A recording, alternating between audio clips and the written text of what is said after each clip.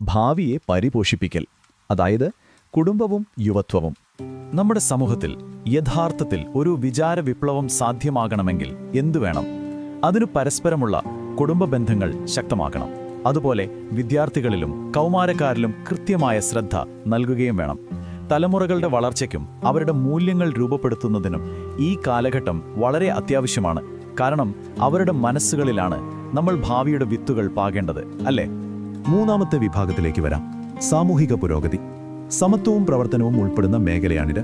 ഈയൊരു പ്രസ്ഥാനം കേവലം കുറച്ച് ആത്മീയ ആശയങ്ങളിൽ മാത്രം ഒതുങ്ങി നിൽക്കുന്നില്ല എന്ന് ഇത് വളരെ വ്യക്തമായി കാണിക്കുന്നുണ്ട്. പ്രായോഗികമായ സാമൂഹിക മാറ്റങ്ങളിൽ ഇവർ ശക്തമായി വിശ്വസിക്കുന്നു. സ്ത്രീ ശാക്തീകരണം, ഓരോ വ്യക്തിയുടെയും മനുഷ്യന്റെ അന്തസ്സ് ഉയർത്തിപ്പിടിക്കൽ, അടിസ്ഥാന സാമൂഹിക പുരോഗതി, ഒപ്പം സമൂഹത്തിന്റെ ആരോഗ്യത്തിന് ഏറ്റവും ആവശ്യമായ ശുചിത്വ യജ്ഞം എന്നിവയൊക്കെ ഇതിന്റെ വ്യക്തമായ തെളിവുകളാണ്. ഇനി നാലാമത്തെ വിഭാഗം, ഒരു വലിയ വിടവ് നികത്തൽ, അതായത് ശാസ്ത്രവും ആത്മീയതയും തമ്മിലുള്ള സംയോജനം.